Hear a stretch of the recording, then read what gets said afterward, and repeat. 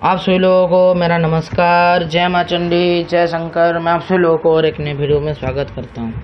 आज के वीडियो में मैं आप सभी लोगों को मेरे ही दोस्त का माता दुर्गा का प्रत्यक्ष दर्शन का अनुभव बताने जा रहा हूँ, जिसमें उसने माघ मास की गुप्त नवरात्रि में बीजात्मक दुर्गा सप्तशती का पाठ कर 108 पाठ करके माता के प्रत्यक्ष दर्शन प्राप्त किए थे। तो चलिए शुरू करते हैं आज के वीडियो को और जानते हैं उसका अनुभव को। उसने माघ मास की जब गुप्त नवरात्रि शुरू हुई, उसने पहले ही दिन सुबह पूरा ब्रह्म मुहूर्त में उठ के अखंड दीप प्रज्वलन किया और गुप्त तरीके से गुप्त तांत्रिक विधान से उसने संकल्प लिया। जब संकल्प ले ली तो उसने हर रोज उसको 12 पाठ करने थे दुर्गा सप्तशती के। इस हिसाब से उसको 9वें दिन टोटल 11 पाठ का हवन देना था और उसके 108 पाठ दुर्गा सप्तशती के कंप्लीट हो जाते और माता के दर्शन भी हुआ था। उस बाद वो पहले दिन के पाठ में लग गया। पहले दिन का जब उसने सुबह पाठ करना शुरू किया, पहले दिन के पाठ में धीरे धीरे उसके बॉडी हीट होने लगा, हीट जनरेट होने लगा और उसका बॉडी इतना गर्म हो गया कि उसका जो निश्वास भी है वो गर्म हवा निकल रहा था। उसने बोला था कि मेरा जो निश्वास भी था वो गर्म हवा निकल रहा था। उस निश्वास से, प्रश्वास से जब वो निश्वास छोड़ता उससे से गर्म हवा निकल रहा था, इतना बड़ी गर्म हो गया था। ऐसा लग रहा था उसका कि अभी ही मेरा जान जाने वाला है। जब उसने पाठ कंप्लीट कर ली उस दिन की, जब सोने के लिए जा रहा था तो उसको लगातार 2 से 4 उल्टियाँ हुई। उल्टियाँ होने के बाद उसका तबीयत पूरा बिगड़ गया, उसको मतलब फीवर हो गया और वो उस दिन सो गया। फीवर के साथ ही उसको सो गया। उसी रात को उसको एक सपना आया कि वो उसको एक शेर दौड़ा रहा है जंगल में और आगे वो दौड़ते दौड़ते एक तालाब पे पहुंच चुका है। शेर से बचने के लिए उसने उस तालाब में छलांग लगा दिया है। ये जब छलांग लगा दिया है उसी का समय उसका जो निद्रा था वो भंग गया और वो सुबह उठ के नहा धो के पाठ कंटिन्यू करने पे आया तो उसने देखा कि उसके चारों तरफ उसको ऐसा लगा कि उसके चारों तरफ कोई है, लेकिन उसको बस उसका परछाई दिख रहा है, लेकिन वो आदमी पूरी तरह से नहीं दिख रहा है। उसका सिर्फ शैडो ही दिख रहा है और लेकिन वो आदमी पूरी तरह से नहीं दिख रहा है। कौन है नहीं पता चल रहा है। उसने एक बार आवाज़ भी दी कि कौन है बोल के, लेकिन उसको कोई प्रत्युत्तर नहीं मिला।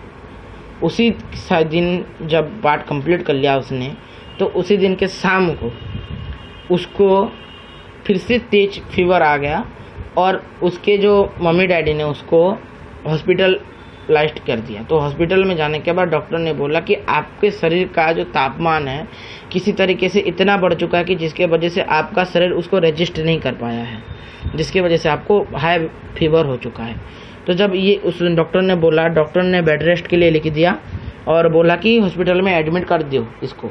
तो उसने बोला मैं हॉस्पिटल में एडमिट नहीं हो सकता क्योंकि मेरा साधनाएं चल रही है। तो उसके मम्मी पापा ने बोला ठीक है, हम तेरे को हॉस्पिटल में एडमिट नहीं करते, घर में छोड़ देते, घर में रेस्ट कर लियो। तो उसने हाँ बोल के घर में आ गया और वो रेस्ट करके साधनाएँ करने लगा। ये था दूसरा दिन का अनुभव। तीसरे दिन क्या हुआ, तीसरे दिन जब वो पाठ करने पर बैठ गया तो पाठ से पहले उसको उल्टियाँ हुई, बहुत 2 दिन उल्टियाँ हुई। उल्टियाँ होने के बाद जब वो पाठ में बैठ गया उसका सिर चकरा रहा था और उसके आसपास ऐसा लग रहा था कि कोई दिव्य सुगंध है, जो दिव्य सुगंध उसके आसपास आ रहा था। जब ऐसा उसको लगने लगा, उसका अनुभूति ऐसा था कि उसके आसपास कोई दिव्य सुगंध है और वो बोलता था कि भाई इस तरह का जो दिव्य सुगंध है वो उसने अपने लाइफ में कभी नहीं देखा था। उस तरह का दिव्य सुगंध था वो।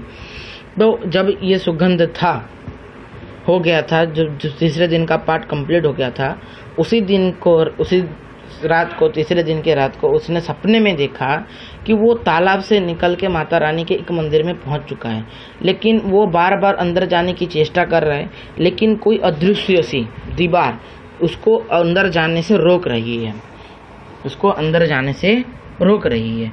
जब इसने वो चीज़ देखा उसी समय उसका सपना टूट गया और जब वो टूट गया तो उठ के फिर से देखा कि टाइम हो रहा है साधना के लिए, तो वो नहा धो के फिर से साधना के लिए चला गया। अब आ गया था चौथा दिन।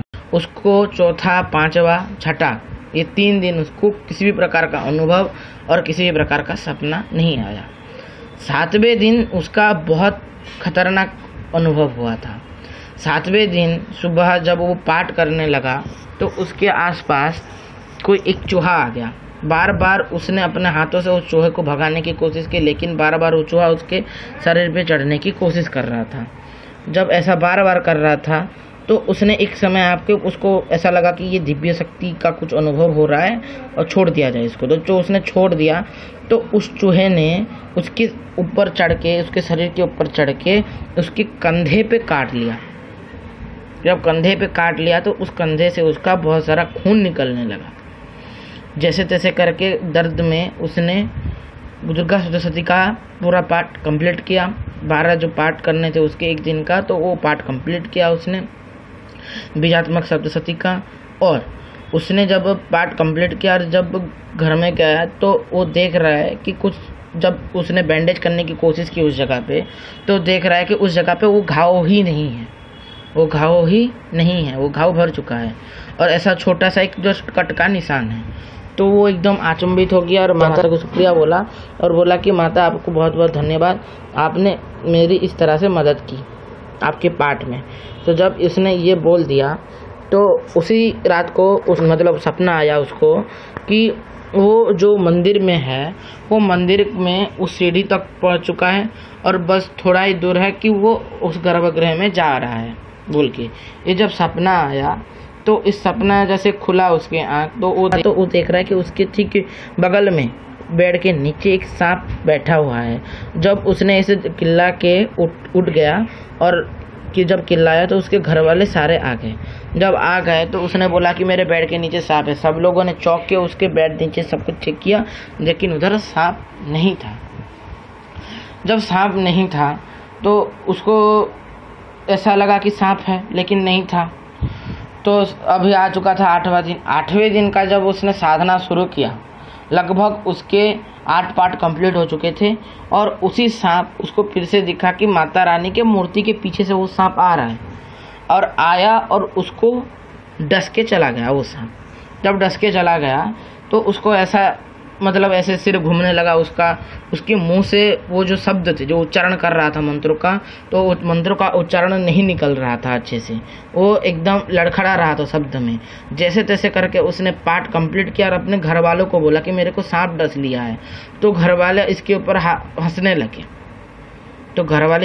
हंसने लगे और इसको बोले कि तू सो जा, ऐसा कुछ नहीं है, तेरा वहम है।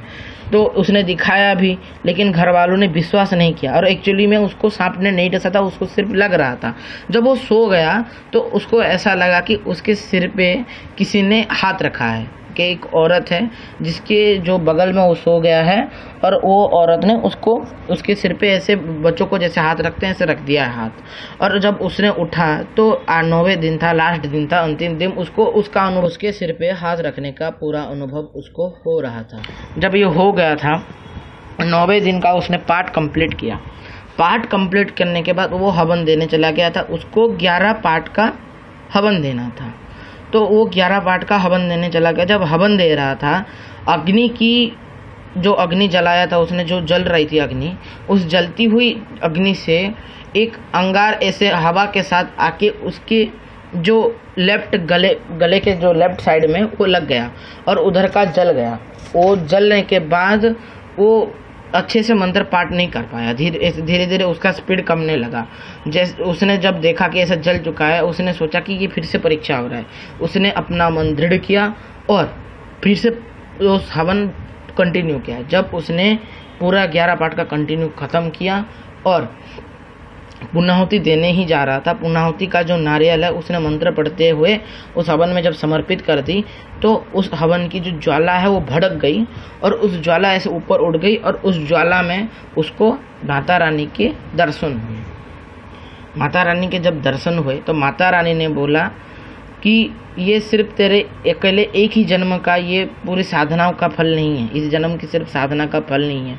तूने लगातार 5 जन्म लिए हैं मेरे दर्शन करने के लिए और ये तेरा 5वां जन्म है जिसमें तूने दर्शन प्राप्त कर चुका है मेरा। 5वें जन्म में तूने दर्शन प्राप्त की, पिछले चारों जन्म में तेरे को यही दुर्गा सप्तशती प्राप्त हुई थी और यही दुर्गा सप्तशती का तेरा पाठ करते करते तेरी मृत्यु हो गई थी और तेरी दर्शन नहीं हो पाई थी, मेरा दर्शन तेरे को नहीं हो पाया था। जबकि जो ये 5वां जन्म है इसने तूने 108 पाठ किया और ये साधना को तूने कंप्लीट की। तेरे पिछले जन्मों का जितना पाप था वो भी धुल चुका है और इस जन्म का भी पाप धुल चुका है और ये मेरा पूर्ण दर्शन नहीं है। तेरे को अभी पराशक्ति मंत्र गुरु दीक्षा के रूप में प्राप्त होगा और तू आगे उसी पराशक्ति मंत्र को जप के मेरा प्रत्यक्ष दर्शन प्राप्त करेगा बोल के माता बोली और उस अग्नि में ही अंतर ध्यान हो गई और तभी उस माता का उसका दर्शन हुआ और उसकी आंखों से आंसू आने लगे। वो उधर रोने लगा कि माता ने मेरे को दर्शन दिया बोल के। ये अनुभव बेहद ही बोलते हैं कि गुप्त था, वो बोलता है बेहद गुप्त था। ये सिर्फ उसने 3 लोगों को ही बताए थे, उसमें से मैं एक हूँ। उसकी परमिशन लेके ही मैं ये वीडियो बना रहा हूँ, बिना परमिशन के ये किसी भी प्रकार की वीडियो नहीं बना रहा हूँ। मेरा ही दोस्त है वो, उसको दर्शन प्राप्त हुए थे। इसमें और एक क्वेश्चन हो सकता है कि आपके दोस्त ने तो दर्शन प्राप्त कर लिए थे, अब मेरा क्यों नहीं हुआ, उसने आपको क्यों नहीं बताया? तो देखिए क्या होता है कि सबका जो भाग्य का चक्र होता है वो अलग अलग होता है, किसी का अलग होता है, किसी का और एक अलग होता है। जो बीजात्मक दुर्गा सप्तशती है वो अभी भी मेरे पास भी है। ये बोलोगे तो मैं मान सकता हूँ दुर्गा सप्तशती जो बीजात्मक है भी पहले मेरे को प्राप्त हो चुकी है, लेकिन मैंने उसका साधना अब तक नहीं किया हूँ। मेरे को पता है मेरे को किससे मेरे को माता का दर्शन प्राप्त होगा, तो मैं उसी चीज़ पे मैं आगे आगे बढ़ते जा रहा हूँ। तो सारे लोगों को एक ही तरह के अनुभव, एक ही तरह की चीज़ में दिव्य दर्शन या फिर दर्शन के प्राप्त नहीं होते, सबके अलग अलग होते हैं। और माता का दर्शन सिर्फ एक जन्म में प्राप्त होना संभव नहीं होता है, ये कई जन्म ले सकता है। जब तक आपके पूरे पाप धुल नहीं जाते तब तक आपको माता के दर्शन नहीं हो सकते। जब तक आपके पूरे पाप धुल नहीं जाते तब तक आपको माता के दर्शन नहीं हो सकते। तो इस चीज़ का ध्यान रखिए। आप सब लोग अपने अपने घर में दुर्गा सप्तशती का पाठ कीजिए, माता रानी का सेवा पूजा कीजिए।